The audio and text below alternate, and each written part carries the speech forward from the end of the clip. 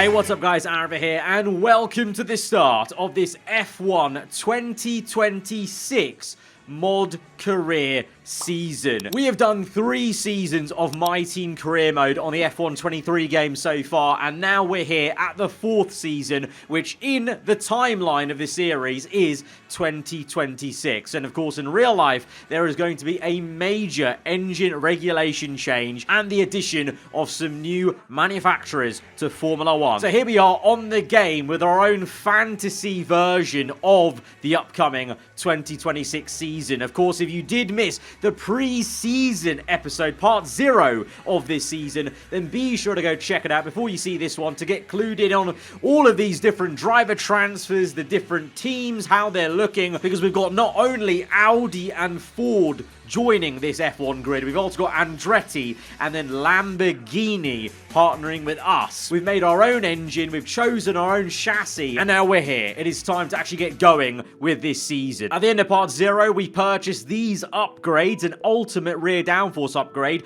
which is the final one on the aerodynamic side of the R&D. So after that upgrade comes in, we'll have a maxed out car in terms of the aero. I think we're like two brake upgrades away from being maxed out on the chassis. And we're going to look into that right here, right now, because as we go into the race weekend, we've earned a bunch of R&D, obviously, from doing the practice programs, and so we go ahead and purchase one of those 2 brake upgrades, and I've got my eye on one of these engine upgrades on the fuel side of things. These upgrades, of course, are just part and parcel of the actual game, R&D gameplay. We've made our own extra bit of gameplay added on to that with the build your own engine, which we'll get to in a second, but yeah, just trying to maximize the car in the actual game itself as much as we can, and then obviously we'll also be focusing on our own engine build and the modded gameplay that comes with that. And to that effect, here we are then at the R&D analysis screen. Obviously you would have seen this in part 0, the analysis of how we're looking compared to every other team in each department, but what you wouldn't have seen in part 0 is the actual detail going in for these engine development hurdles. So we've built our own engine, we spent 50 million last season and 12,000 R&D points to make this engine from scratch in partnership with Lamborghini, but there are still hurdles to overcome. Just like in real life, if you make an engine from scratch, there's going to be issues, there's going to be complications you have to get through, and you're going to have to put in some money and research and development to try and iron out those problems. The first problem we're going to have to overcome is an overheating ICE, internal combustion engine. So that's going to cost us $2 million and 500 R&D points. So until we solve that, our engine is going to constantly overheat. It's going to be very sensitive in dirty air and hot exhaust gas from cars we're following, and the wear is going to be pretty high because of that. So we're going to assess how this hurdle affects us in this first race, and then we'll go ahead and look to actually solve this problem and invest in that to get over that, and then we'll move on through the 4 different hurdles. Basically, you have to go one by one from 1 to 2 to 3 to 4, and you can see the 4th one right at the end is the biggest one, because that's not really a problem with the engine. It's actually just about unlocking the maximum potential of the PU. And the same with fuel efficiency. You know, the car is going to be alright in terms of fuel, but it's just about getting it even more efficient. And these are kind of, I guess, you know, less of a hurdle, those last 2, more of a reward for actually building our own engine, is we have this added on extra perk we can unlock with future investment and R&D. But heading into Australia, looking at the traditional R&D chart, it's very similar, I would say, in terms of the status quo. McLaren and Red Bull up there as the top 2 teams on paper. Bit of a gap then, but compared to last season, it's even closer between Mercedes, ourselves, Aston Martin, Alpine, and Ferrari. But Ferrari are the team on the back foot in that midfield pack. We're very closely plagued with Mercedes. And what did I say about Alpine? You know, they've made that little jump ahead of Ferrari. I reckon there could be a bit of a dark horse. And then at the bottom, well, I feel like a lot of you, and myself included, a bit disappointed in the lower teams. I thought because they were saving so much R&D last season that they were going to make a huge leap. But to be fair, it's worked out really nicely, if you agree with me, as being realistic for 2026. A new set of regulations, you would expect the new manufacturers of Audi and Andretti, you would assume that they're maybe not going to be coming out swinging, you know, right up there. So in a way, we've actually ended up with a very realistic sort of pecking order of what 2026 might look like. Of course, the exceptions are Ford and Lamborghini. You know, Ford partnering with Red Bull, Lamborghini partnering with us, both of us fighting for the Constructors' Championship last season, so there was no way we were going to be, you know, towards the bottom end of the R&D chart. But the newer brands who are partnering with lower teams or buying out spots of lower teams, they have got a lot of work to do. So Audi, Andretti, it may take a while, but hopefully we're going to see them start cooking eventually with the R&D. But it's now time to actually get into some track action finally here at the Australian Grand Prix, round number 1 of this new 2026 season, and the first outing in our Volt Green machine.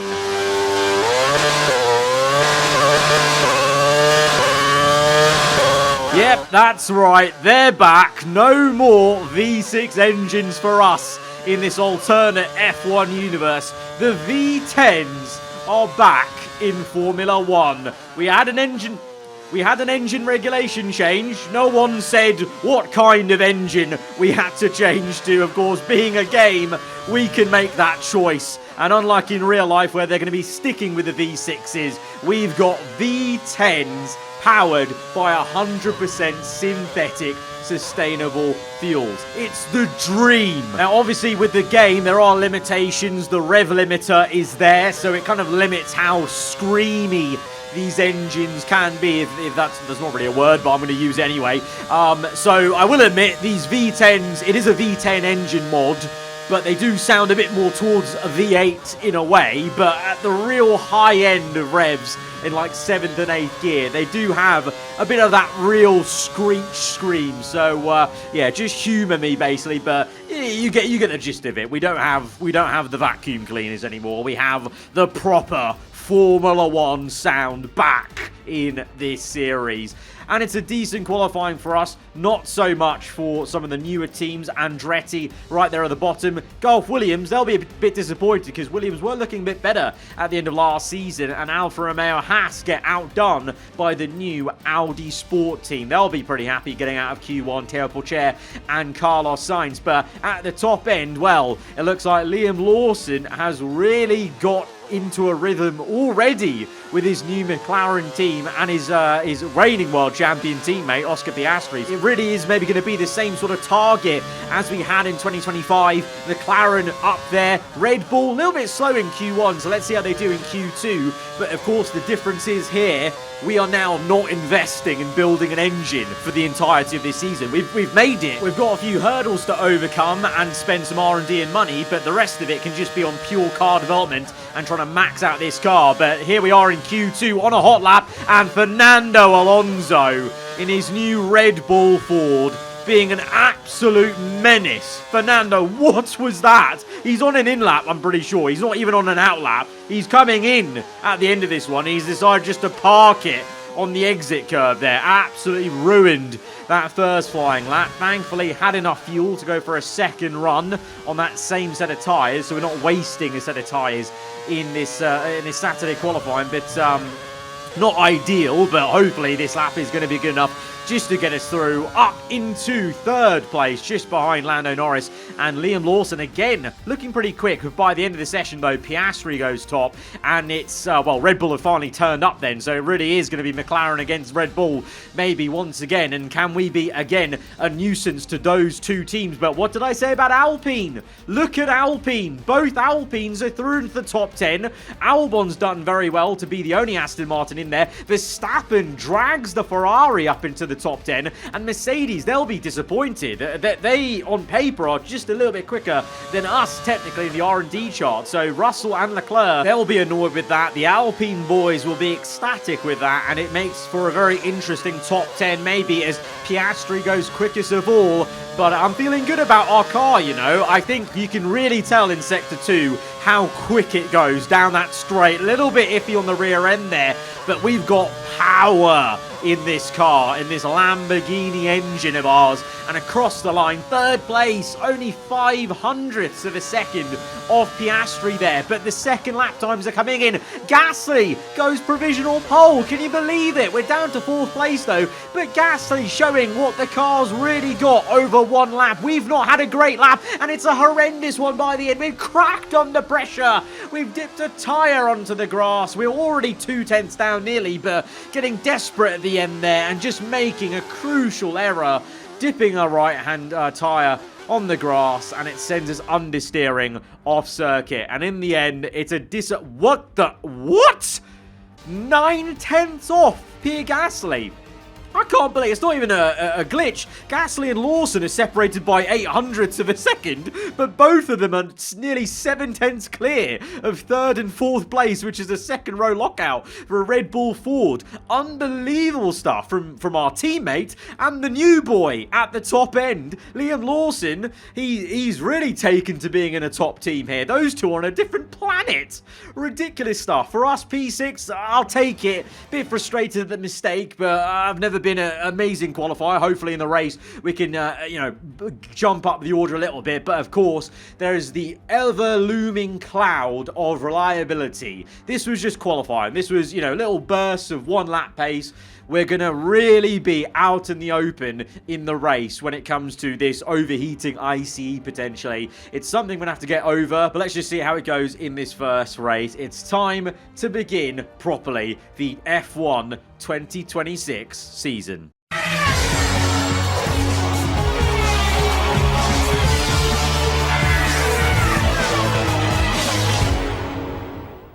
A new season then, a clean slate where anything could happen.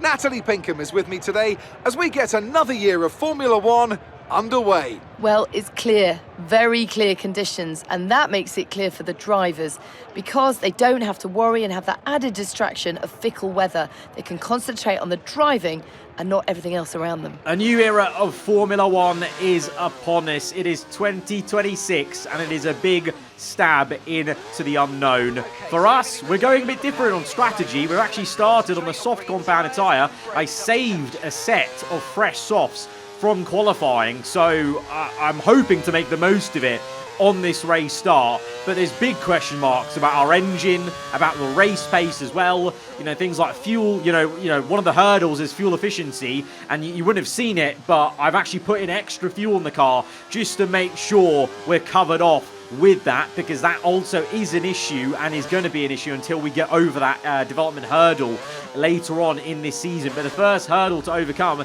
is maybe that overheating ICE. We're going to have to see what the damage is going to be in this race, how we can go racing, maybe having to drop back behind cars to not overheat the engine too much. Basically, these are all things we have to think about now with this new engine mod in the game. But first and foremost, I'm just thinking about making the most of these softs and doing what everyone wants to do, is just try and gain some positions and go racing, and that we shall do as we get ready to go. 22 drivers staring at 5 little red lights to get us underway. 2026 is here, it's lights out, and Gasly's had a shocker. He's not got off the line at all, and Liam Lawson, the new man in McLaren, up into first place. Fernando Alonso in second, close behind in the Red Bull Ford. We're up to third place. Gasly's down to 8th. What a horrendous start. It's a nightmare start for the Frenchman, and that may be in part due to the gearbox sync issue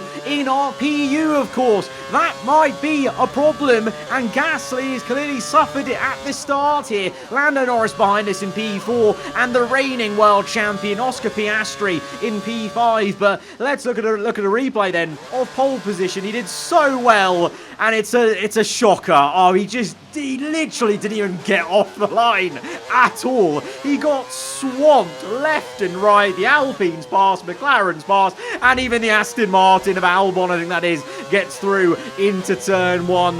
Gasly will be fuming at that. That's not possible.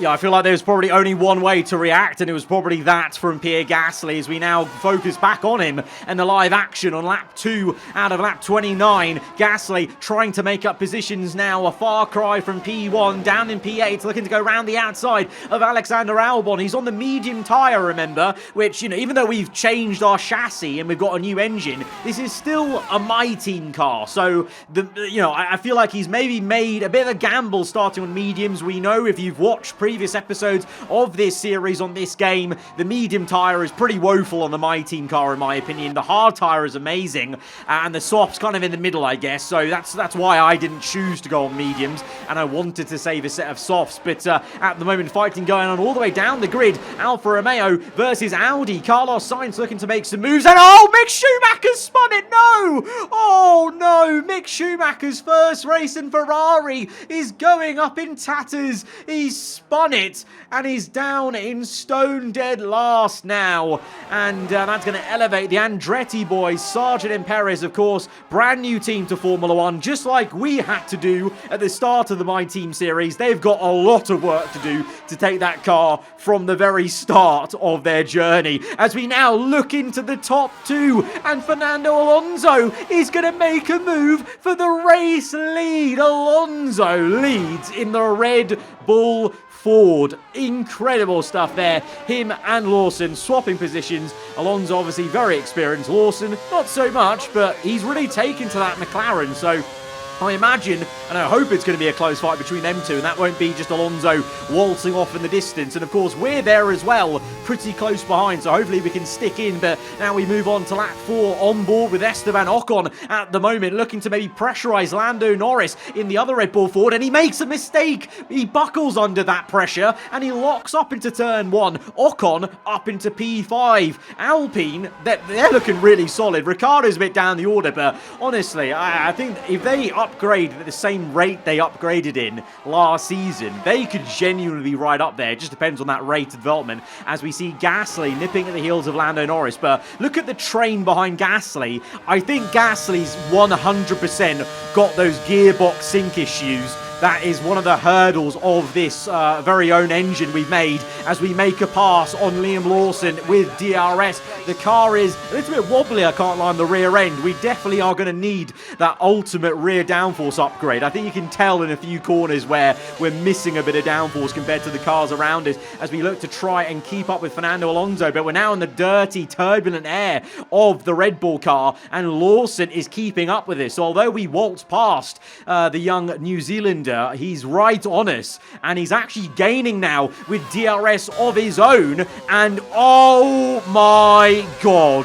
look at that engine. It is so hot, and that's going to affect our performance. Even though we've got DRS off Alonso, Lawson is looking quicker in a straight line. He's round the outside. We're trying to fight him as much as we can. A little bit of tyre banging on the front left to his rear right, but Lawson is through into second place, and our engine is, well, it's red hot. It is quite literally cooking in the back of our car, and that's just from a couple of laps behind Fernando Alonso's dirty air. You can see now we've got over a 1 second gap to Lawson, and the engine is cooling off. So for the very first time, there's a direct example of the first hurdle we need to overcome this season is out developing and solving this issue of this overheating engine. And obviously, clearly, we've seen the gearbox sync issue also come into play with Pierre Gasly as we come in on lap 8.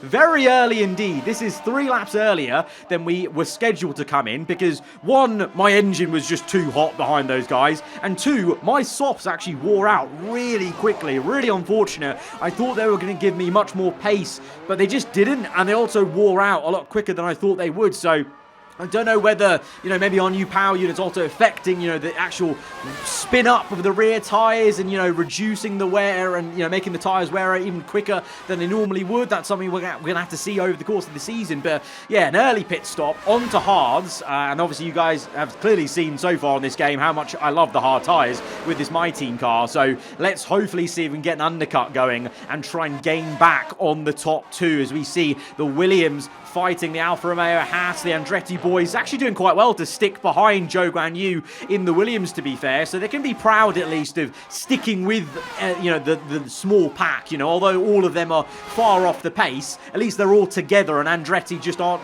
in no man's land. So they can be pretty happy with that as Verstappen, just gets overtaken, I think that is, by the Alpine as we make a very aggressive pass on Valtteri Bottas. We came from so far back, but such is the confidence I've got on these hard tyres. I just absolutely sent it. And we've got to get past this traffic ASAP because we need to make the most of these fresher hards and get that undercut as powerful as we can get it versus Lawson and Fernando Alonso as we now go for the pass on Carlos Sainz in his new Audi sport car. Squeeze him to the inside, give him the room ultimately, but we just go on the racing line, through on the left, up into P13, and next up is Théo Pourchaire, who's doing very well actually, the junior of the two, leading the way for Audi Sport here, just outside the points. They can be pretty happy so far with this performance, but Pourchaire on the rear end a little bit iffy. We go to the left, then go to the right. Pourchaire blocks off the left, so we have to commit to the right hand side. Little lift off as I was a bit wary of the youngster squeezing me, but we've got him, and then we kamikaze dive it on Leclerc. I can't lie, a bit of me was quite scared we were about to hit Russell there. Thankfully we didn't, and we get the move done on Leclerc, who it would probably be a little bit annoyed at how Mercedes are faring. Mercedes, they are probably disappointed in how they're doing so far, from where they were right at the end of the season, as we've got some mega fighting going on ahead of us, though, side by side between the Alpine and someone else, and we're now tucked up behind Russell, and once again facing a bit of a hot engine as we try and go round the outside of the Mercedes. And thankfully, at this stage, though, my fresh tyres are negating any performance loss in a straight line with this overheating engine. But you can see every time we get right underneath someone, the degrees is going up, and every time we get out of it, it's cooling down. So it's a very sensitive engine at the moment. Something we'll solve into the next episode, I hope. But at the moment, just looking to try and get past Alexander Albon and also Lando Norris as we squeeze through both of them. DRS open, and Lando Norris struggling on his medium tyres, clearly, because he's actually holding up Albon. And it's allowed Verstappen and Ricciardo to come through. At one point, Lando was P5, and now he's behind Ricciardo and Verstappen. And speaking of, we're catching up to them. We're catching up to our teammate as well. So as Verstappen goes a little bit wide, rear end going out of shape, and the Ferrari, for the first time, we're going to race it, and race number 33 in all red on the outside. It's a bit of a weird spectacle, to be honest, to see Verstappen in the Ferrari, but we've got the job done on him. I don't really care about who's in what car. I'm just absolutely going for it, trying to make as many overtakes to get into some clean air. I want some clean air so this engine can actually have some, normal air to breathe, to cool down, as Ricciardo goes round the outside of Gasly. Gasly is looking so slow. This is such a far cry from a man who put it on pole by 9/10 of a second to myself. Remember that. He was 9/10 quicker than us in qualifying. So if that doesn't prove he's got those gearbox issues that we're going to face, that we might face, that we need to solve with the development hurdles, then I don't know what will. So, and obviously it's a bit randomised. I could have one issue, Gasly another. So clearly today I've got the overheating issue and Gasly has the gearbox problem, as we now go for a pass on Daniel Ricciardo, and still these hard tyres keep on going and giving us the grip and pace that we need. And thankfully now we are in clean air as Gasly pits, and we've got the first round of pit stops for all of those guys on medium tyres. But we've come out 4.8 seconds behind Piastri. He's come out on hard, so he's made a pit stop.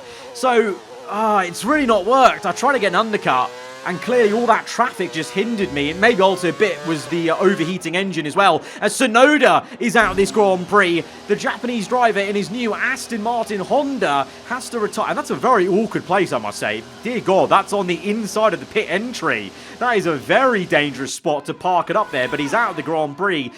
Meanwhile, at the same time, cutting back to the live action at the front, and it's Lawson versus Alonso once again, and this time it's Lawson that gets the better of the Red Bull. The McLaren's into the lead as the Andretti of Sargent crashes into Hulkenberg. The Andretti is out, the American is out, and that is going to be a full course safety car. I think half of the reason was also because of Tsunoda, to be fair, because I think his car is still there on the... Yeah, look how dangerous that is. So that, I think probably more so that's why the safety car was called out. More so about Tsunoda, but then doubly so when you've got an Andretti in the gravel trap just off turn 1. But a safety car, I don't really know any kind of winners or losers in this, to be honest. I think a winner would be Lawson and Alonso getting a free pit stop, but they were already in the lead anyway. But you can see here, Pourchaire in P9 ahead of Verstappen, and I think he's on a set of tyres he's going to the end of. So Pourchaire putting the Audi in the top 10, potentially, with, 12 laps to go. That could be a pretty damn good race and debut for Audi in F1 as we go to green flag racing. Lawson from Alonso, Piastri in third place now, myself in fourth, but we're looking to change that.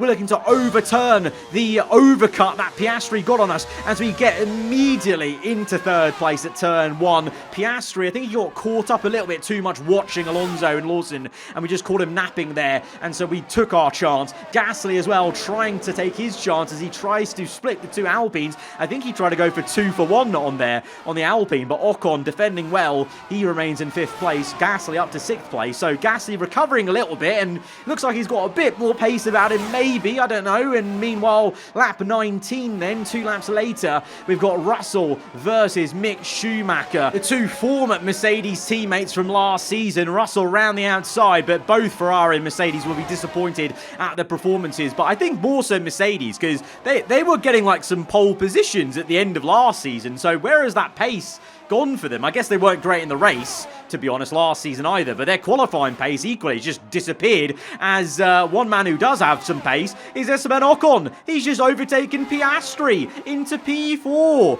Alpine, they're starting to warm up, Ricciardo maybe looking to make a move on Gasly soon enough, and like I said, Pourchaire doing amazing to be in P8 right now ahead of Verstappen, and Schumacher just going backwards in this Ferrari. The safety car, though, has helped him out recover, though, because he was last place, obviously, with that spin in the first stint. So Schumacher's actually done quite well to get up to P12 ahead of like the likes of Leclerc, etc.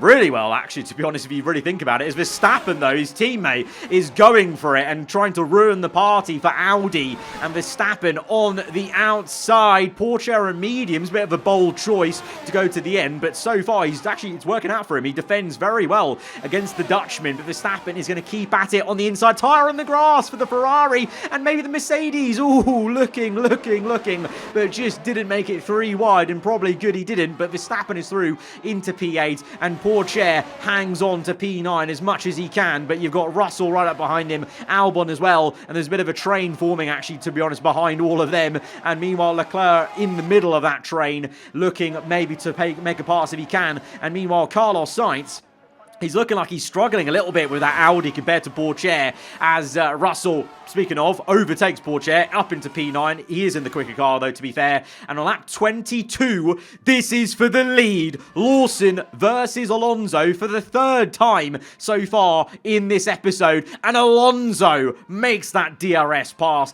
to get up into 1st place once again for Red Bull Ford. But Lawson consistently just about half a second behind, as we now see finally, like I said, Ricciardo, he looked like he was eager to make a pass on Gasly, and on that same lap, he has made a pass. Alpine now in formation, 5 and 6, but now lap 23, Ocon's actually up into P4. He's overtaken Piastri, and is now actually maybe going to have a go at me. Lap 23, we're finally back to our POV on the onboard. Not much to report so far in this stint, apart from just trying to stay ahead of both Ocon and Piastri, and Ocon is looking a bit dangerous here, He's on the outside, he's pinched us in, and we've got marble on the front tyres as well, so that's going to give us a wash of understeer, and he's still looking to make a pass, but instead Piastri comes in. Piastri now tries to make a pass. We defend again to stay in 3rd place, but for how long can we keep this up? Because look at that engine wear on the bottom right. Oh my god.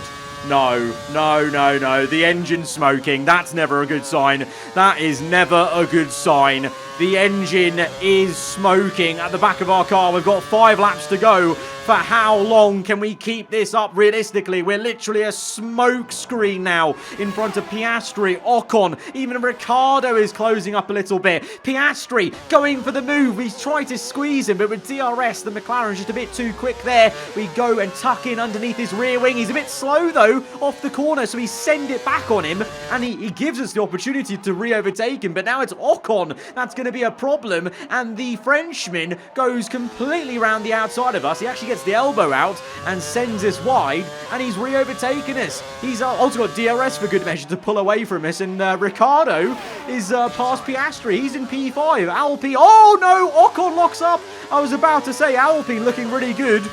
I literally did a commentator's curse, like, to a T there. I was about to compliment Alpine, and then Ocon had a lock-up there. But lap 27, this is why our engine's smoking. Look at that ICE wear. The other components are wearing as well, but our internal combustion engine, due to the overheating, due to the fact it's a brand spanking new engine, it's got some pretty shocking reliability and wear right now because of that overheating issue. Can we get to the end of this race? We've got 3 laps to go. So far we're a bit slow, but we are going on through these laps. But Piastri again is going to come knocking, and obviously nowadays he's got all the confidence in the world of a reigning world champion. He goes down the inside, but this is obviously 2 one-time world champions going at it. Us in Season 2, him in Season 3, but Piastri is going to get the better of us, I think, and get up into 3rd place, and I wouldn't be surprised if the 2 Alpines are going to come back and look for a pass here. I just want to get to the end of the race, to be honest. We've lost the podium. We're going to have to accept it. It was always going to maybe happen with a brand new engine, with the reliability issues that come with building our own engine with this mod. Meanwhile, on the second last lap of the Grand Prix then, as we go on to lap 28, Alonso leads, but like I said, Lawson literally has been so impressive in this McLaren. First time in it, and he's been underneath Alonso's rear wing this entire stint. The 2 of them have never been more than 1 second apart. They've always been in DRS of each other. 18 seconds back is Piastri, then 3 seconds to us, and our engine looks a little less smoky. Oh no, okay, I spoke too soon. It looked less smoky for a second there, but then began smoking again, and no, it's over. The engine's given out, and the gearbox seized up as we did it, and shunted our car left. And in doing so, our car's collected Verstappen. Verstappen breaks his front wing. I think he's still in the race on that last lap. But, oh no. Look at that bottom left. Look at that bottom left. Oh, Gasly. Oh no. I think we've taken out Gasly there. Obviously, because we've retired, we can't see the rest of the race, annoyingly, with this game. But that's it for us. We're out. It really is a harsh reality welcome to Formula 1 for Lamborghini. This is how cruel the sport can be. We are out, and I think it's a double DNF because of that. Oh, for frick's sake. It was a tough race at times, but they've held on to take a great victory for McLaren today. So, Natalie, what do you think helped them deliver this result? Look, having a fast car is thrilling, but reliability is key, and you have to give kudos to the team for getting that car to the checkered flag. Our drivers are making their way out for the podium celebrations, and it's going to be McLaren picking up the winner's trophy.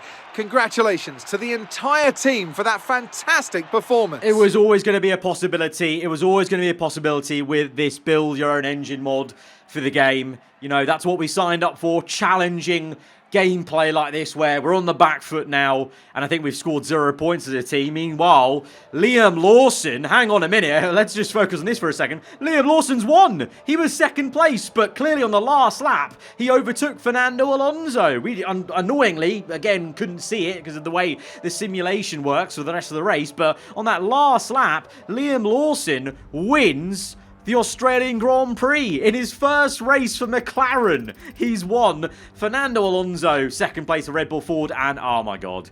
I'm so sorry to Gasly. I'm so sorry to my teammate. He didn't deserve that. He already had a difficult race anyway with those gearbox sync issues. And to be honest, when my engine failed, I think I had my own gearbox sync issue because the gearbox seized up and made my wheel just go very quickly to the left, and I couldn't react in time to stop it going left into the wall. So ultimately, we had an engine failure, but then also broke our car on the wall. But that collected Verstappen and Gasly, but more so Gasly, because I think Verstappen still went on to finish the race. But Wow, oh wow, Formula One, it's a cruel mistress. This is what the sport's all about. There is no forgiveness, and here we've got 40-point deficit already to McLaren. Look at Alpine, though, up in second place. What did I say? What did I say? They're a bit of a dark horse, you know, a bit of a dark horse. Lando Norris had a bit of a quiet run, so Alonso's the only Red Bull that scores for them today. They're in third place. Audi, on their debut in the sport, getting a point. That's massive for them. That's huge for them, really.